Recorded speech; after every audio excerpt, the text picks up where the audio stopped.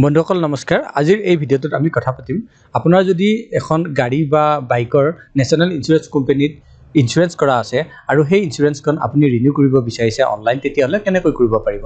যদি আপুনি জানিব বিচাৰিছে চাই থাকক এই ভিডিঅ'টো শেষলৈ। আমি এই টপিকটোৰ ওপৰতে কথা পাতিবলৈ গৈ আছোঁ। আহক এতিয়া আপোনাক লৈ যাওঁ নেশ্যনেল ইঞ্চুৰেঞ্চ কোম্পানী লিমিটেডৰ যিটো ৱেবছাইট আছে।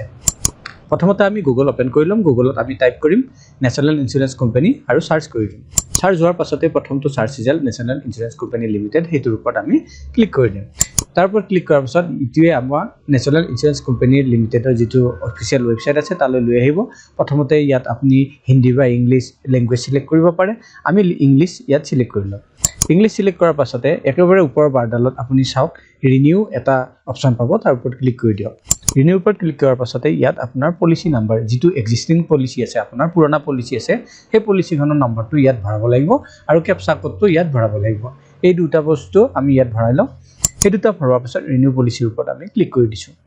তাৰ ওপৰত ক্লিক কৰাৰ পাছত এটা OTP আপোনাৰ ৰেজিষ্টাৰ্ড মোবাইল নম্বৰ আৰু ইমেইলত গুচি যাব। মানে ৰেজিষ্টাৰ্ড মোবাইল নম্বৰ আৰু ইমেইল যিটো পলিচিৰ লগত লিংক আছে তাত গুচি যাব। যিকোনো এটাৰ পৰা OTPটো ইয়াত ভৰাব লাগিব। এইটো ক্ল'জ কৰি দিছোঁ। ক্ল'জ কৰাৰ পাছত OTPটো ইয়াত ভৰাই দিছোঁ আৰু ভেৰিফাই OTP কৰি দিম। সেইখিনি কৰি লওঁ। যেতিয়া সেইখিনি কৰিম ৰিনিউ পলিচি ডিটেইলছ, ইয়াত পলিচি ডিটেইলছখিনি আহিছে। আপোনাৰ পুৰণা পলিচিখন কেতিয়া শেষ হ'ব বা এতিয়া এই পলিচিখন কেতিয়াৰ পৰা আৰম্ভ হ'ব, কেতিয়ালৈ এক্সপায়াৰী হ'ব, কিমান পইচা দিব লাগিব, এইবিলাক বস্তু ইয়াত পাব। আপুনি চাই ল'ব। অকণমান তললৈ স্ক্ৰল ডাউন কৰিলে আপুনি দেখা পাব আপোনাৰ কণ্টেক্ট ডিটেইলছ বা এড্ৰেছবিলাক। যদি ইয়াত কিবা চেঞ্জ কৰিবলগীয়া আছে তেতিয়াহ'লে আপুনি আকৌ ওপৰত গৈ এডিট বটনৰ ওপৰত ক্লিক কৰি চেঞ্জ কৰিব পাৰে। মোৰ যিহেতু অকণমান চেঞ্জ কৰিবলগীয়া আছে সেইকাৰণে আকৌ আমি ওপৰলৈ যাওঁ আৰু এডিট পলিচি ডিটেইলছৰ ওপৰত ক্লিক কৰি দিওঁ। এডিট পলিচি ডিটেইলছৰ ওপৰত ক্লিক কৰাৰ পাছত ইয়াত আমি চেঞ্জ কৰিবলৈ পাৰিম, এডিট কৰিবলৈ পাৰিম আমাৰ এড্ৰেছ ডিটেইলখিনি, কণ্টেক্ট ডিটেইলছখিনি। মই সেইখিনি ইয়াত কৰি লওঁ আৰু তললৈ আহিম।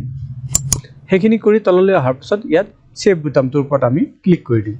যেতিয়া ছেভ বুটামটোৰ ওপৰত ক্লিক কৰি দিম, ইয়াত কোৱা হৈছে কাইণ্ডলি গেট দ্য বাহন ইনফৰমেশ্যন থ্ৰু চেক বাহন টু প্ৰচিড কেলকুলেট প্ৰিমিয়াম। ইয়াত আগতে চেক বাহনটোৰ ওপৰত ক্লিক কৰিব লাগিব। এতিয়া ক্ল'জ কৰি দিছোঁ। ক্ল'জ কৰি চেক বাহনৰ যিটো লিংক আছে তাৰ ওপৰত আমি ক্লিক কৰি দিম। তাৰ ওপৰত ক্লিক কৰাৰ পাছতে কিছুমান ইনফৰমেশ্যন আকৌ ইয়াত দেখা পোৱা যাব। এইটো ক্ল'জ কৰি দিম। এতিয়া আকৌ পুনৰাই ছেভ বুটামটোৰ ওপৰত ক্লিক কৰি দিম। ছেভ বুটামটোৰ ওপৰত ক্লিক কৰাৰ পাছত তলত আমি দেখা পাম পে'মেণ্ট অপশ্যন আহি যাব।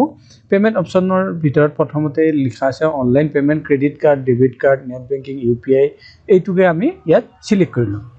সেইটো চিলেক্ট কৰোঁতেই ইয়াত কোৱা হৈছে এটা নটিফিকেশ্যন আহিছে। ইয়াত কোৱা হৈছে আপোনাৰ যদি পইচাটো পে'মেণ্ট কৰোঁতে পইচাটো আপোনাৰ একাউণ্টৰ পৰা কাটি যায় আৰু আপুনি একো কনফাৰ্মেশ্যন নাপায় বা ছাকচেছ হ'ল নে ফেইলাৰ হ'ল সেইটো একো কনফাৰ্মেশ্যন নাপালে আৰু 2 ঘণ্টালৈ আপুনি মেইলতো সেই পলিচিখন নাপালে বা মেইলত পঠাই দিব তেওঁলোকে, পলিচিখন যদি 2 ঘণ্টাৰ পাছতো মেইলত নাপায় তেতিয়াহ'লে আপোনাৰ ট্ৰেঞ্জেকশ্যনটো ফেইল হোৱা বুলি ধৰি ল'ব আৰু 7 পৰা 10 দিনৰ ভিতৰত আপোনাৰ একাউণ্টত পইচাটো আহি যাব।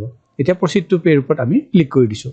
প্ৰচিড টু পে'ৰ ওপৰত ক্লিক কৰাৰ পাছত আমি ইয়াত UPI চিলেক্ট কৰি ল'ম। UPI মাধ্যমত পইচাটো পে'মেণ্ট কৰিব বিচাৰিছোঁ। UPI চিলেক্ট কৰিম। UPI চিলেক্ট কৰি ইয়াত শ্ব' QR কোডৰ ওপৰত ক্লিক কৰি দিম। শ্ব' QR কোডৰ ওপৰত ক্লিক কৰাৰ পাছত আপোনাৰ QR কোডটো ইয়াত দেখা পাব। আপুনি এইটো স্কেন কৰি পইচাটো পে'মেণ্ট কৰি দিয়ক। পইচাটো পে'মেণ্ট কৰাৰ পাছতে এখন খালী পেজ দেখুওৱা হৈছে ইয়াত, মানে ছাকচেছ হ'ল নে ফেইলাৰ হ'ল মোক একো দেখুওৱা নাই, কনফাৰ্মেশ্যন নেদেখুৱালে। একো কথা নাই। এতিয়া আমি আকৌ নেশ্যনেল ইঞ্চুৰেঞ্চ কোম্পানীৰ ৱেবছাইটৰ হোম পেজ আছে তাতে আকৌ গুচি যাম। ইয়াত চাওক ছাৰ্ভিচেছ অপশ্যন দেখা পোৱা যে গৈছে। ছাৰ্ভিচেছ অপশ্যনটোৰ ওপৰত আমি ক্লিক কৰি দিম। তাৰ ওপৰত ক্লিক কৰাৰ পাছত বহুত কেইটামান অপশ্যন ইয়াত পাম। ইয়াত ডাউনলোড পলিচিৰো এটা অপশ্যন পাম, তাৰ ওপৰত ক্লিক কৰিম। এতিয়া আমি মোবাইল নাম্বাৰটো ইয়াত লিখিম যিটো পলিচিৰ লগত দিয়া আছিলে বা ইমেইল এড্ৰেছটো লিখিম, যিকোনো এটা লিখিব লাগিব। এতিয়া মই মোবাইল নম্বৰটো লিখি চেণ্ড OTP কৰি দিছোঁ। সেইটো কৰাৰ লগে লগে OTP successfully send to your registered mobile number বুলি কৈছে। ক্ল'জ কৰি দিছোঁ। এতিয়া ইয়াত OTPটো ভৰাব লাগিব, যিটো মোবাইল নম্বৰত আমি OTP পাম সেইটো ভৰাব লাগিব আৰু কেপচা কোডটো ইয়াত ভৰাই ভেৰিফাই OTP কৰিব লাগিব। এই দুটা আমি কৰি লওঁ। সেইটো কৰাৰ লগে লগে আমাৰ সেই মোবাইল নম্বৰটোৰ লিংক থকা যিখন পলিচি আছে ইয়াত দেখা পোৱা যাব। এতিয়া চাওক পুৰণা পলিচিখন তলত দেখুওৱা হৈছে।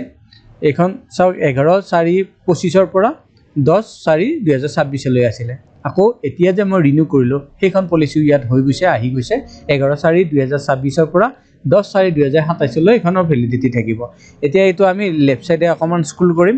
লেফ্ট সাইডে স্ক্ৰল কৰাৰ পাছতে আমি ইয়াত দেখা পাম ডাউনলোডৰ চিম্বল এতিয়া সেই পলিচিটোৰ এগেইনষ্টত থকা ডাউনলোডৰ বুটামটোৰ ওপৰত ডাউনলোডৰ চিম্বলটোৰ ওপৰত ক্লিক কৰি আমি এইখন ডাউনলোড কৰি ল'ম ডাউনলোড হোৱাৰ পাছত আমি যদি পলিচিখন ওপেন কৰোঁ তেতিয়াহ'লে এনেকুৱা ধৰণে দেখা পোৱা যাব বন্ধুসকল এনেকৈয়ে আপুনিও যদি নেশ্যনেল ইঞ্চুৰেঞ্চ কোম্পানী লিমিটেডৰ পৰা আপোনাৰ কাৰখন বা বাইকখনৰ যিটো পলিচি কৰি থৈছে সেইটো ৰিনিউ কৰিব বিচাৰিছে সহজতে কৰিব পাৰে